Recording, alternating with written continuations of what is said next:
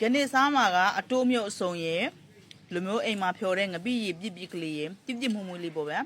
ကျွန်တော်တို့ကတော့ပဲရီဘွားလို့ခေါ်တယ်ပဲရီဘွားနောက်ပြီးအသားလူကြော်လေးရဖြစ်ပါတယ်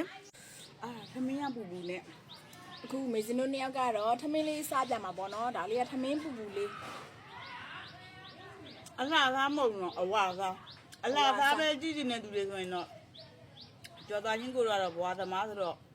အဝါသားပဲကြိတ်တယ်ဒါလေးကခရက်တိပြုတ်တို့ပြောစားညီမတွေကိုထည့်တယ်ရုံးလေးဒီတို့လေးဒီကိုပါပါတယ်ပြီးရင်တော့ငပိရရမ်းမိုက်တယ်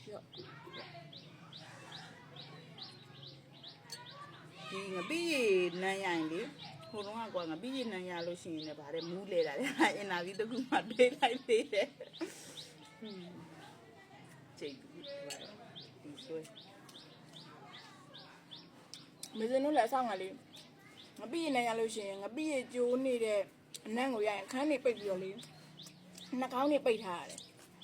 မကြိုက်ဘူးဒါပေမဲ့မေစင်တို့တောင်ကြီးကိုပေါ့နော်တောင်ကြီးကိုအတိတွေစီသွားလိုက်တယ်ပေါ့နော်အဲ့အရန်အကြိုကောင်းတယ်အသားတော့ကတော့ကိုကမတိသေးဘူးပေါ့နော်အဲ့အနံကြီးကိုမကြိုက်လို့ဆိုပြီးတော့ခန်းပိတ်ပြီးမြောက်သမားအမေဒီလိုတည်းလှုပ်သေးတာဘေးကွာအခုတော့ရှယ်ကြိုက်သွားပြီဒီနည်းနဲ့အမရင်းနဲ့တင်မပြီးရကျူကကောင်းတယ်ဆိုတာလေ तू ကမပြီးရကျူစစ်ပေါ့နော်တချို့ဆိုလို့ရှိရင်ဒီလိုဈေးထဲမှာရောင်းတဲ့ဟာတွေတချို့ဟာတွေဆိုလို့ရှိရင် तू ကအသားကောင်လေးတွေကတော့ရှိတယ်ပေါ့နော်အဲ့ငပိရကျူအကောင်လေးတွေတော့ရှိရဲဒါပေမဲ့သူ့ရဲ့အရေးကကြတော့ငပိရကျူအရေးမဟုတ်တော့ရေနဲ့ကျဲထားတာမျိုးရှိတယ်အဲ့လိုဟာမျိုးဆိုလို့ရှိရင်ရတာမရှိတော့မကောင်းတော့ကွယ်အဲ့ကြတော့ကောင်းကောင်းစားချင်တယ်ဆိုလို့ရှိရင်တခြားလေးကြည့်ဝဲကြနော်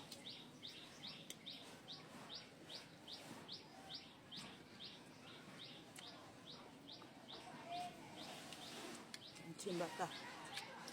ဘာကြတော့ပဲရီချင်းနဲ့ငါပြီးချင်းနဲ့လည်းတို့စားလို့ရတယ်အရန်ကောင်းတယ်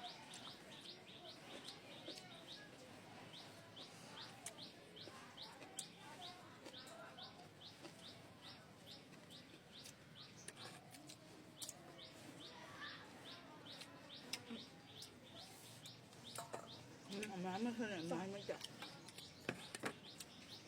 အပြီးရပဲပူကြတယ်အဲ့လိုဒီမကောင်းဘူးဆိုပြီးတော့လေအဲ့လိုခရင်းမလိုက်တဲ့သူတွေဆိုတော့အပြီးဆိုတာကြိုးစားပြလိုက်စက်ပြဲလန်ကြိုးစားမှာနော်